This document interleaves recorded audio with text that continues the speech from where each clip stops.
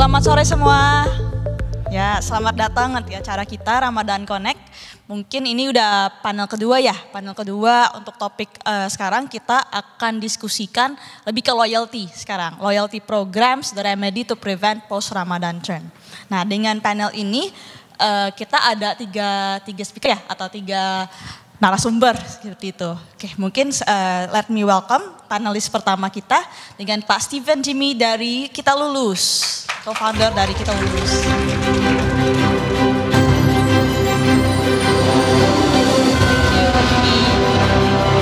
Panel kedua, Pak Joshua Devara dari Cinema 21.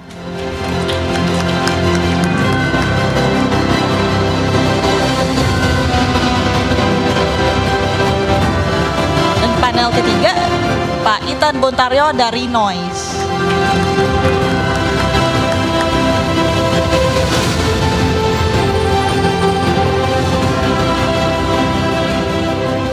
Alright.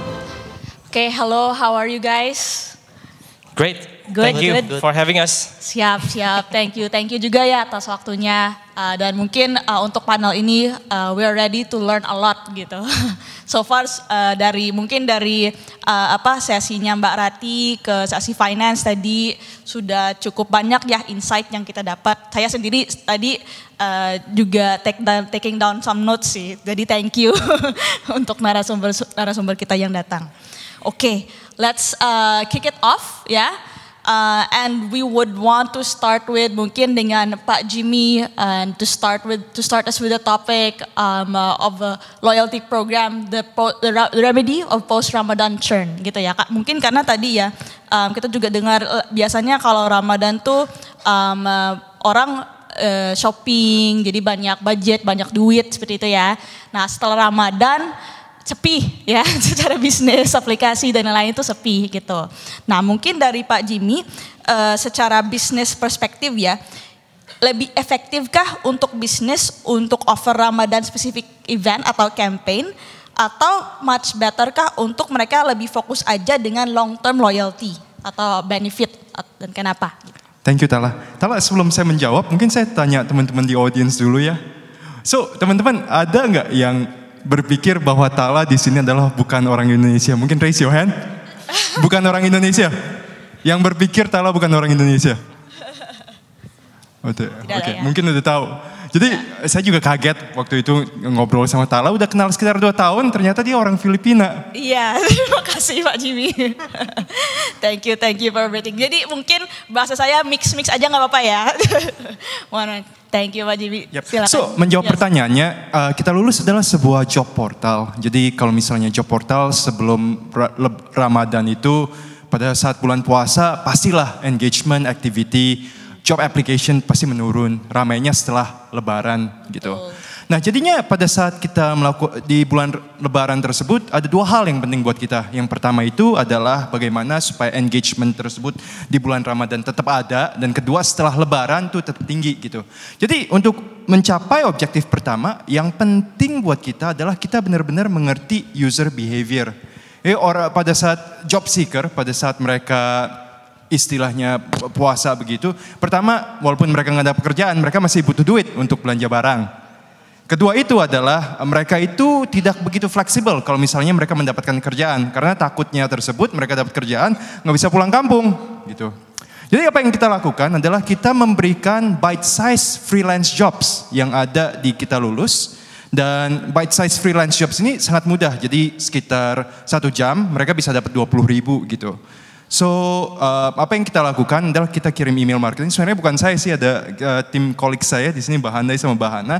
Jadi itu pertama kalinya kita mencapai email open rate sebesar 35 sampai 50% gitu. And that's thanks to the ideas and of course powered by More Engage juga. So conclusionnya adalah really understand the users behavior. Setelah itu baru kita memberikan konten atau email marketing yang cocok. Kalau mau konsultasi sama Mbak Hana atau Mbak Handai di sini mereka ada. Maybe wanna say hi, Mbak Handai, Mbak Hana. Tuh di situ. Oke, yeah. Thank you. Thank you Pak Jimmy. Jadi mungkin dari Pak Jimmy intinya we need to change the behavior ya. Jadi ada semacam inisiatif untuk men-change behavior. Oke, noted. Nah, mungkin ini untuk sama panelis di sini. Misalnya nih, kita coba memberikan framework ya atau kerangka kerja kepada audience untuk misalnya membangun secara long term retention plan. Sebenarnya metrik-metrik apa sih yang penting untuk bisa mendesain semacam plan itu? Gitu. Mungkin bisa kita start dengan Pak Ethan. Ya, boleh. Jadi kalau retention buat kita yang paling penting sebenarnya apakah user itu engage di platformnya kan. Dan untuk ngelihat long term engagement ya yang paling penting buat kita adalah pertama apakah mereka udah activated kita bilang ya. Activated, tadi masalah ada istilah dari Mbak Rati juga bilang masalah aha moment, habis itu ada habit moment gitu kan. Really understanding sebenarnya core user value ketika user datang ke platform, apa sih action yang paling utama dilakukan mereka. Dan dari situ kita perlu melihat apakah mereka actually dapat value yang mereka cari ketika mereka masuk ke platform. Ini terlepas dari Ramadan dan ini sangat penting di Ramadan karena mungkin di Ramadan banyak orang yang karena kita mungkin melakukan campaign, orang datang ke platform cuma kayak denger aja gitu kan. Dan ketika mereka sampai mungkin mereka clueless gitu, they don't know. Ini sebenarnya di Noise, buat yang nggak tahu Noise itu Indonesia's largest audio platform non-music. Jadi di kita ada podcast, ada audio series, ada radio, ada live streaming juga, dan kita punya original content kita. Dan original content ini sebenarnya biasa menarik audiens pada datang. Kayak contohnya tahun lalu kita ada campaign untuk Ramadan namanya Friends with Barokah. Kita bikin konten namanya Kasturi, ada Komeng sama Adul, quite popular kalau misalnya di bulan Ramadan. Dan orang pada datang ya mereka datang untuk Kasturi. Tapi ketika masuk di platform ya mereka cuma nyari Kasturi aja, that's it gitu. And ketika kita tidak make sure mereka mendapatkan aha moment dari platformnya, ketika konten itu berakhir di bulan Ramadan, ya mereka pasti cabut gitu kan. Yes. Jadi really understanding apakah mereka fully activated, get the core value of the product, sehingga akhirnya ketika kontennya berakhir pun mereka bakal tetap retain. At least itu dari kita ya. Nice. Got it. Jadi kalau dari Pak Ethan kayak getting the core value of the product ya, understanding the value of for you gitu. Got it. Mungkin untuk nextnya Pak Joshua silakan. Mungkin perkenalan dikit dulu, saya dari MTEX gitu ya. MTEX ini digital produknya Cinema 21. Jadi one of the main function itu untuk beli tiket nonton, khusus di Cinema 21 sama untuk beli jajanan sama minumannya di Cinema 21 gitu. Nah kalau bicara tentang long term retention strategy gitu ya, ini sebenarnya ya terlepas lah dari Ramadan karena bicara untuk jangka panjang gitu. Kalau dari kita itu ngelihatnya sebenarnya ini balik lagi ke artinya dulu nih retention untuk masing-masing produk gitu ya. Kalau misalnya tadi Mas Ethan, Noise itu adalah orang yang engage untuk menikmati kontennya gitu. Kalau untuk di MTEX beda. Retention itu artinya di kita adalah orang yang memang transaksi, beli dan kembali terus-terusan baik tiap minggu, tiap bulan, that's what we count as a retention gitu. Nah berangkat dari matriks utama ini istilah kerennya North Star Matrix gitu ya. North Star Matrix Products-nya adalah transaksi, dari situlah sebenarnya kita bisa build kerangka long term retention-nya gitu. Caranya gimana, understanding nih, actually kalau memang ambisi kita itu orang untuk transaksi terus-terusan itu, we try to build the segmentation, itu yang coba kita ukur. Caranya gimana, kita coba lihat, orang-orang yang memang sekarang sering balik transaksi gitu, actually what they do inside our app gitu. Konten-konten film seperti apa sih yang memang mereka sering beli, tipe-tipe audience seperti apa sih yang ternyata misalnya sebulan bisa nonton sampai 4 kali, beli tiketnya bahkan lebih dari bisa beli 4 sekali transaksi gitu. Ini apa sih yang mereka lakuin di app kita gitu. Jadi dari situlah menurut saya salah satu hal yang penting gitu ya. Jadi benar-benar ngelihat sebenarnya apa sih yang jadi main matrixnya produk itu sendiri, sama kedua try to understand dari matrix itu top user yang actually achieve that metric, apa aja yang mereka lakuin, understanding their behavior, dan coba segmen-segmen lain bisa nggak sih kita arahkan untuk do that kind of activity yang dilakuin oleh top user kita, supaya mereka juga bisa bilang quote unquote-nya gitu champion user kita. Itu sih di situ. Thank you Pak Joshua. Jadi cukup menarik juga ya. Jadi kita lihat kalau dari MTEX lihat secara top users sebenarnya behaviornya seperti apa, dan apakah kita bisa replicate behavior ini ke users-users yang lain. I see, noted. Kalau dari Pak Jimmy, silakan. Sebenarnya mirip dengan what Ethan shared. Jadi fokus kita adalah di konsep co-action. Jadi setiap aplikasi, istilahnya semua aplikasi itu ada co-action. Co-action itu apa sih? Itu adalah suatu action jika di-complete, it will create subsequent chain of actions. Contohnya kalau misalnya dulu di Facebook, kita add friends. Setelah kita add friends, kita istilahnya ngeliat postingnya mereka, kita bisa comments, bisa likes. Dan kita juga nggak mau kalah dong, teman kita keren, kita juga mau keren gitu kan. So kalau misalnya untuk kita lulus, kita itu adalah creating profile juga. Jadi setelah mereka create profilnya kelihatan bagus, it allows them to apply for jobs gitu. Jadi kalau misalnya financial gitu, mungkin correct me if I'm wrong, orang-orang financial ini jauh lebih ngerti dari saya, mungkin adalah masukin duit di dalam. Setelah ada duit mereka bisa melakukan transaksi. Jadi dari sisi core actions tersebut, kita juga bisa membuatkan cohort. Dari cohortnya tersebut, istilahnya mereka retention setelah itu jadi ada berapa. Jadi triggernya bukan pertama kali install dan buka aplikasi, tapi apakah setelah mereka meningkatkan core action. And kalau misalnya jumlah orang yang istilahnya core actionnya tuh masih kurang, and then we can increase that. Dan dengan pengalamannya kita sih jumlah orang, kalau misalnya kita lawan cohort analysis antara orang yang telah melakukan cohort action dan non cohort action, co-action, orang yang melakukan co-action retentionnya tuh jauh lebih tinggi. Got it. Jadi mungkin lebih ke understanding what is the core action ya, yang bisa mungkin teman-teman yang punya aplikasi atau website juga kita mesti pahami core action itu apa gitu ya, biar untuk long term retentionnya. Oke, thank you. Mungkin pertanyaan berikutnya untuk Pak Joshua. Sebenarnya Pak Joshua kita lari ke personalized marketing. Nah, sebenarnya personalized marketing itu role apa sih yang dia bisa play supaya bisa membuild effective loyalty, subscription efektif juga, retention program, dan bagaimana dia bisa mengkontribusikan untuk reduce churn. Jadi kayak semua tuh everybody is looking at churn ya. Bagaimana bisa retain users di dalam aplikasi dan lain-lain. Nah, silakan Pak Joshua.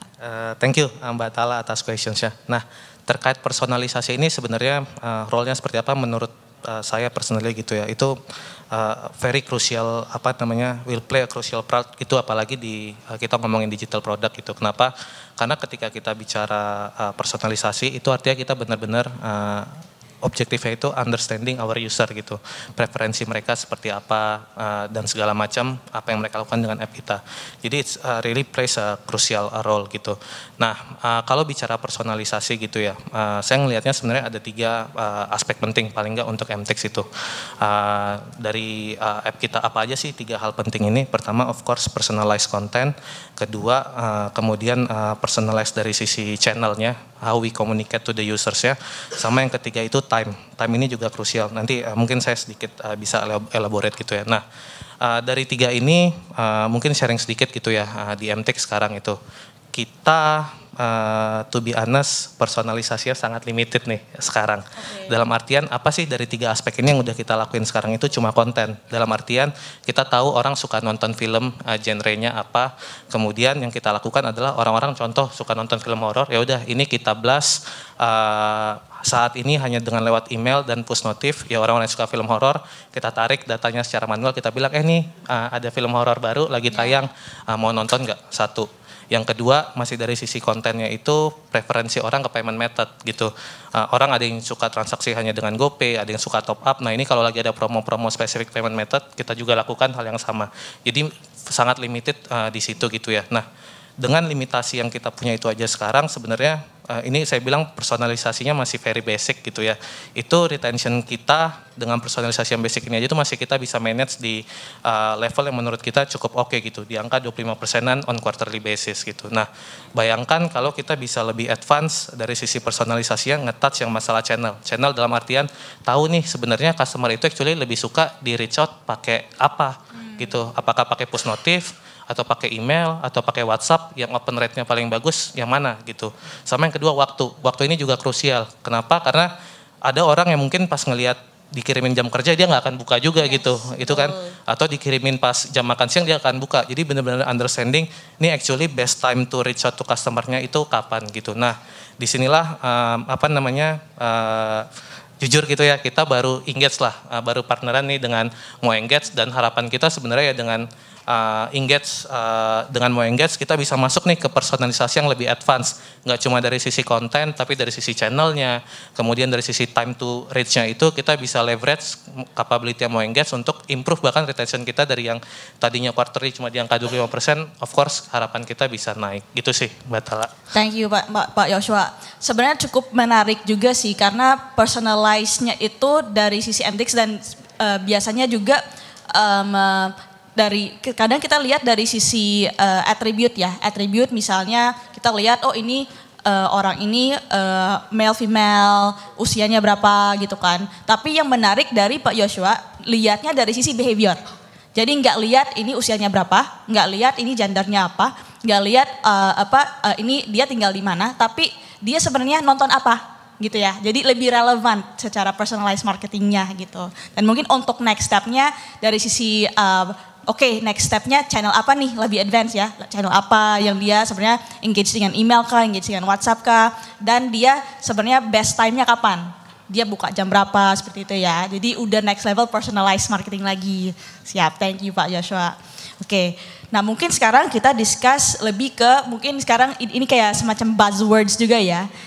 Gamification gitu. Ini kayak di mana-mana ada namanya gamification. Oke, kita touch dengan topik ini. Sebenarnya bagaimana sebuah brand dapat memanfaatkan elemen gamifikasi seperti hadiah ketika mendaftar pertama, kayak ada badges, barang koleksi, leaderboards, progress tracking dan lain-lain untuk meningkatkan customer engagement. Seperti itu. Mungkin kita bisa start dengan Pak Ethan. Silakan. Oke. Sebenarnya term gamification itu salah satu term yang saya personally tidak suka.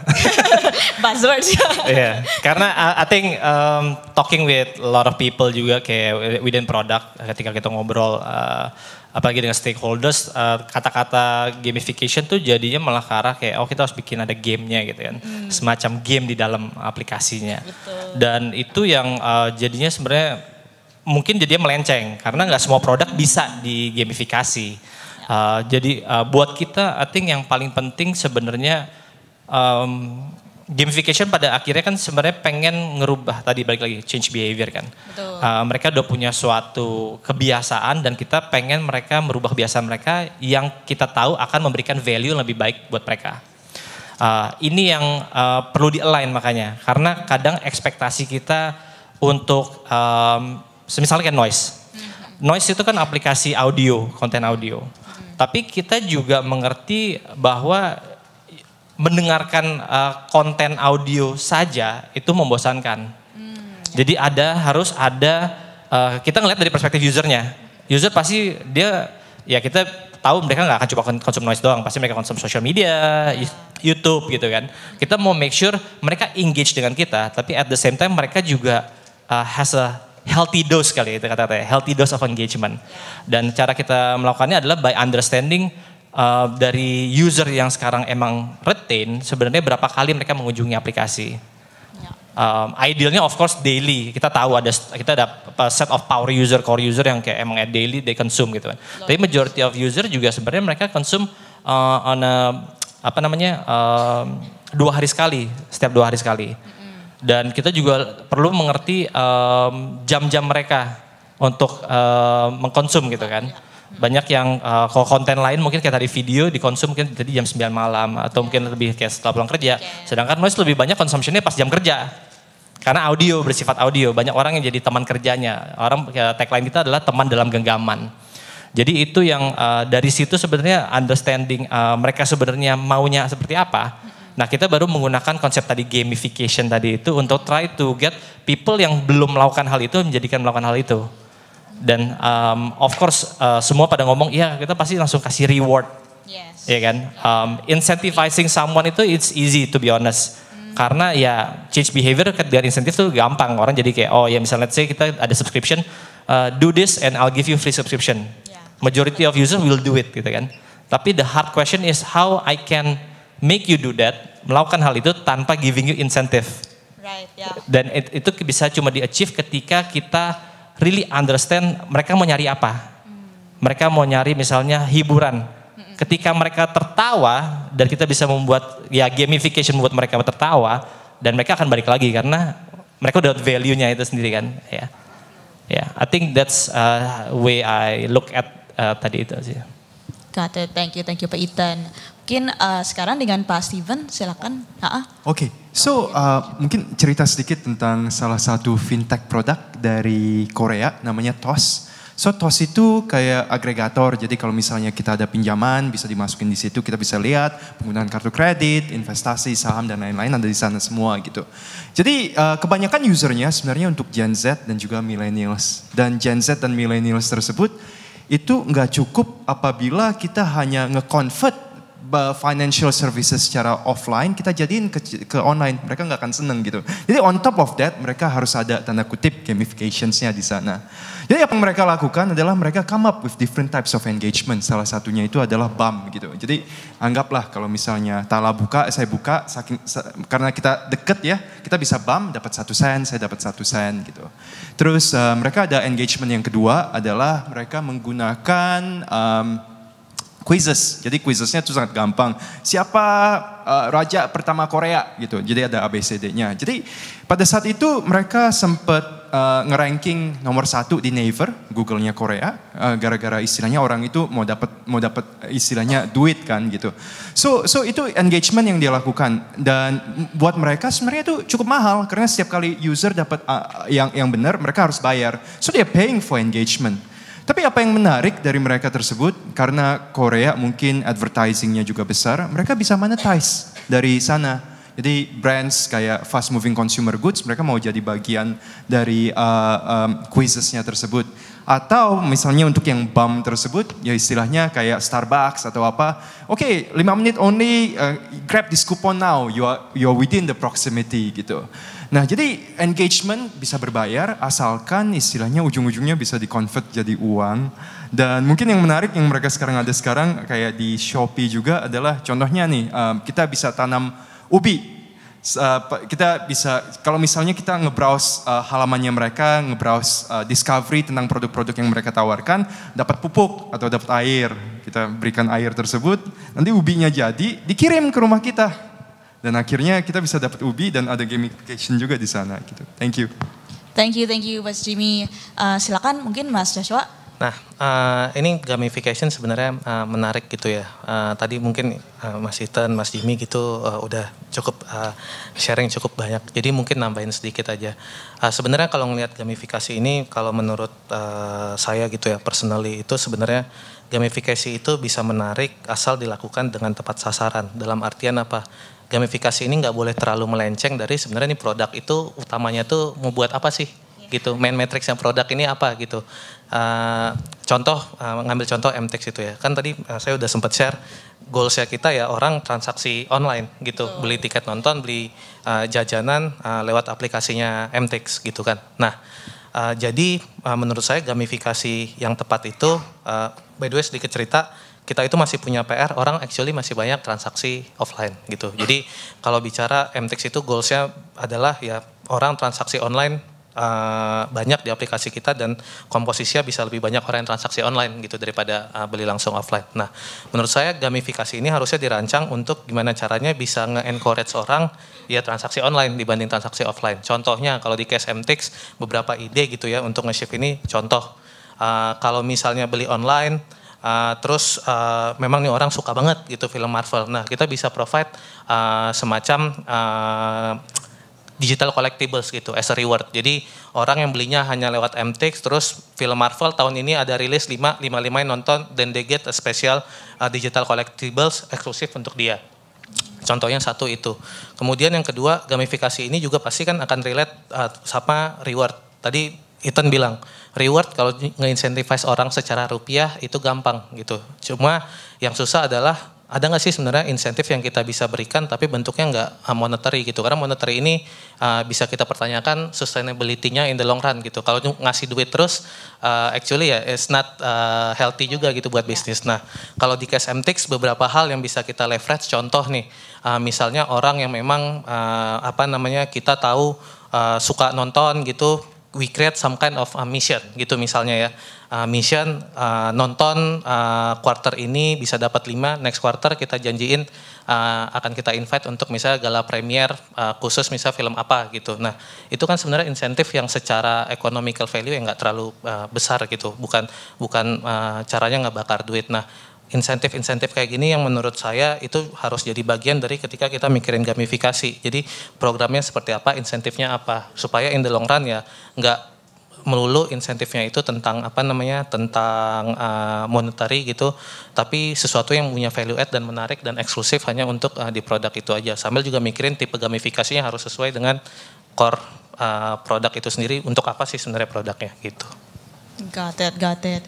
Jadi mungkin kalau saya bisa summary dikit ya, sebenarnya kalau tadi dari Pak Ethan, gamification tuh yang nggak salah, bisa aja nggak salah sih, tapi tetap objektifnya kita perlu tahu gitu ya, what is the objective, kita mau arahin user kemana gitu ya. Sama juga lain juga dengan Mas Joshua dan Pak Jimmy, kalau misalnya dari MTX tadi, sebenarnya objektifnya tuh untuk increase transaksi di online. Jadi sebenarnya walaupun ada gamification, banyak mission bla bla bla, kita diarahin untuk beli online gitu, betul. Dan juga sama dengan Pak Jimmy tadi udah sharing tentang aplikasi di Korea, misalnya cukup increase engagement ya, dengan maksudnya hebohnya gamificationnya gitu, bisa banget untuk increase engagementnya seperti itu. Oke, mungkin pertanyaan terakhir ya sebelum kita close, mungkin pertanyaan penutupnya, mungkin something yang kita semua bisa relate ya. Let's say anggaplah pelanggan berada dalam sleep mode atau let's say dormant atau hibernasi pada aplikasi atau website gitu ya. Aplikasi atau website. Sebenarnya strategi apa sih yang dapat digunakan oleh consumer brand di Indonesia untuk meningkatkan retensi di tahun 2024 ini?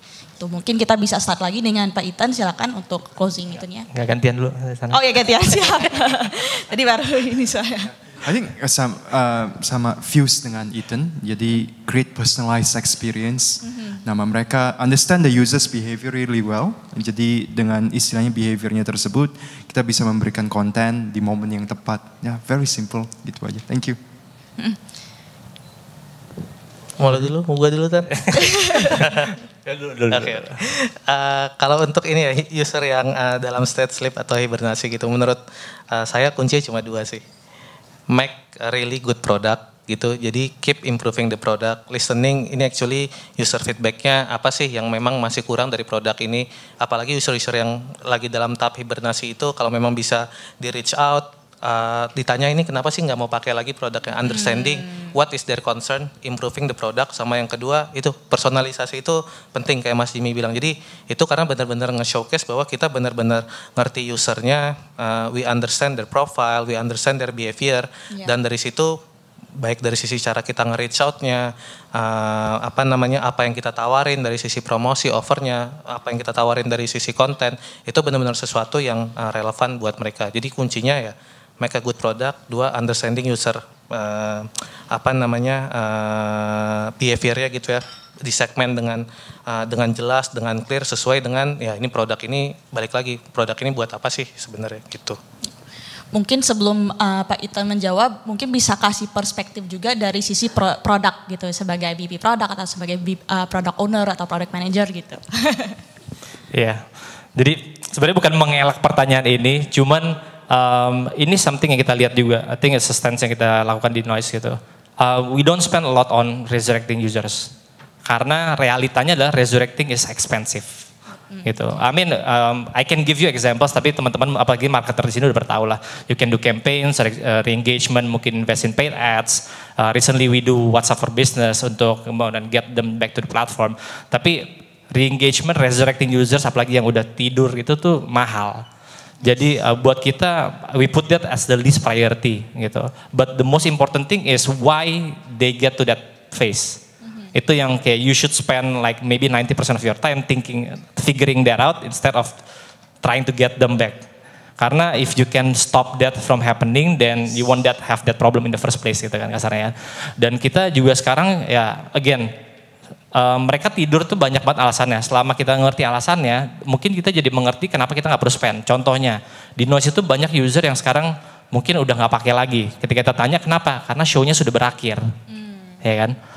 Yes, I can try to get them back to try other shows, gitu kan. Tapi it would be again costly juga, trying to get them other. Mungkin pertanyaannya adalah sebelum mereka, kenapa mereka tidak hook dengan other shows ketika mereka masih di platform, itu bakal lebih mudah, gitu kan? Itu yang makanya kenapa kita balik lagi ke onboarding lagi. Ketika mereka datang karena suatu show, let's say Trio Kurnia, Vincent Desta Andri adalah salah satu show paling besar di Noise. Mereka datang ke platform ketika Desta lagi liburan ke Jepang, orang-orang itu pada cabut gitu kan, karena ya nggak ada episode baru nih gitu kan. Nah kita jadi balik lagi ke onboarding ketika mereka datang untuk Trio Kurnia, apakah kita udah ngasih tahu mereka atau help mereka untuk discover other content? That's why kita revisit lagi, and activation matrix I think it's a moving matrix ya, karena ya again user needs tuh berubah-ubah terus. Mungkin awalnya mereka cuma konsum satu konten, I think we can say that they retain. Sekarang kita udah lihat mereka harus konsum at least 2 katalog in the first week, mereka harus paling tidak coba 2 konten. Gitu. Dan ketika mereka udah terekspos dengan more konten, mereka nggak retain. Kenapa? Karena show ini berakhir, mereka ada konten lagi yang mereka dengerin kan. Again, tapi intinya adalah just spend more time. Kalau kita jadi kita kontak orang-orang yang tidur itu, kita kontak, kita telepon mereka, kita tanya kenapa gitu. Iya sekarang udah show udah berakhir atau mungkin ini sekarang udah mulai berbayar karena sekarang Noise udah mulai berbayar kan. Tapi dari situ ya kita kita ngerti. Cuman kita pakai input itu untuk balik lagi ke awal lagi kan. How we can make sure pas mereka di platform ya mereka nggak akan masuk ke fase itu. Which going to be way cheaper compared to ketika mereka udah gitu dan kita try to get back. Of course selalu yang diomongin adalah poolnya gede banget nih. Gue masih ada 100.000 atau mungkin ada jutaan user yang sekarang udah nggak pakai lagi. Kenapa kita nggak hajar aja gitu. It's to be honest it's expensive. Dan most of the time juga mereka mungkin udah ada suatu behavior baru yang it's very hard for you to bring them back gitu. Yeah. Thank you for sharing that, Pak Ethan. Sebenarnya itu cukup insightful sih, karena we face that every day juga dengan beberapa partner yang kita kerjasama. Jadi the biggest question is always kenapa mereka churn atau kenapa mereka uninstall gitu ya. And you answered it very well gitu. Maksudnya sebenarnya bukan pertanyaannya kenapa mereka churn atau kenapa mereka uninstall, tapi how did they even go there gitu. And sebisa mungkin we don't want them to go there. Maksudnya jangan sampai mereka tuh jadi dormant, jangan sampai mereka jadi tidur gitu. Jadi we do everything we can, onboarding, giving value. Karena once dia tidur, udah kayak maksudnya the effort untuk win back lagi, untuk resurrect lagi, sebenarnya jauh lebih susah gitu ya, dan lebih expensive gitu. And the funny thing is sekarang kita pakai mau engage in-app message itu I think lebih banyak untuk get user feedback instead of marketing sebenarnya. Yes. Karena I think that's like one of the ways to answer the core problem gitu kan. In terms, especially talking about like yang tadi churn ya. Yeah, that's also very insightful also. Maksudnya dari sisi, maksudnya kadang kita lihat tools, ini marketing tool, dipakai untuk marketing aja. Tapi sebenarnya sekarang tools itu bisa luas ya, dari product team juga bisa dapat benefitnya. Misalnya kita juga bisa tahu sebenarnya dari sisi survey, user behavior prefer apa dan kenapa gitu kan. Jadi seperti itu. So thank you so much Pak Jimmy, Pak Ethan, dan Pak Joshua untuk atas waktunya and for sharing a lot of insights dengan audiens kita hari ini. Thank you. Thank you. Boleh, mungkin ada pertanyaan dari teman-teman yang hadir di sini mau nanya. Mungkin 1 atau 2 pertanyaan kalau ada yang mau. Angkat tangan kalau ada. Oke, ada, siap. Boleh disebutkan. Selamat sore, saya Dimas dari Valburi, financial industry. Industrinya memang beda-beda, tapi terima kasih Pak Ethan, closing statementnya keren banget menurut saya, kita relate dengan itu.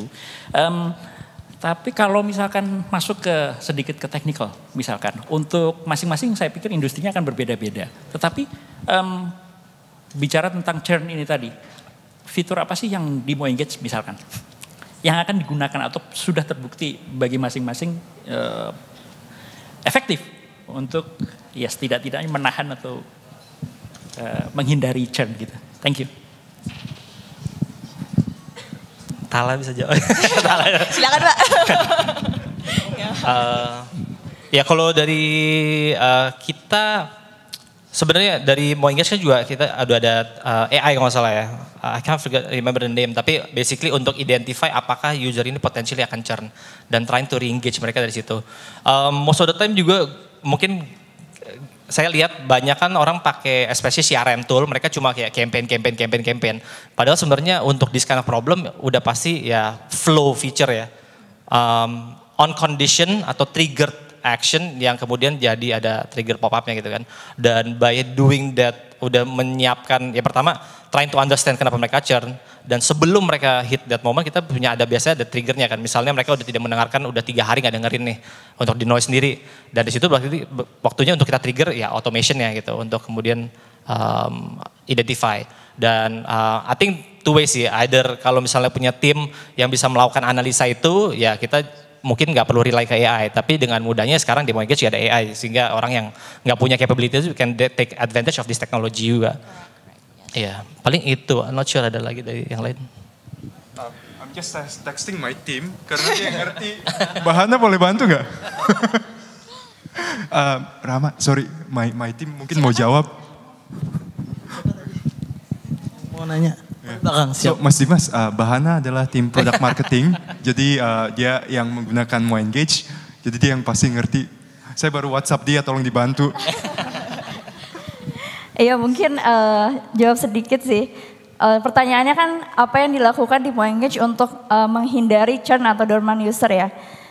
Jadi sebenarnya mirip sih dengan Pak Ethan, jadi kita rutin banget ngadain user interview gitu, dan sebenarnya salah satu channel yang paling works untuk kita nge-gather user interview bahkan dari PN Mo Engage juga sih gitu. Jadi dari situ kita benar-benar nge-zoom in orang-orang yang emang udah ngelakuin suatu event nih tapi dia nggak ngelanjutin event selanjutnya atau dia tiba-tiba pergi gitu. Nah kita lihat dari Mo Engage ini usernya siapa aja, terus nanti kita PN langsung. Jadi kita create segmen dan langsung reach mereka kayak gitu. Sebenarnya selain itu juga kita ngadain sebuah ya kayak campaign juga sih, kayak campaign ya event trigger atau mungkin kita ngadain campaign one time juga ke mereka gitu. Jadi ya 2 hal itu sih sebenarnya, kayak user research sama campaigns gitu yang semuanya itu centralized di Mo Engage gitu. Terima kasih. Thank you Mbak Ana.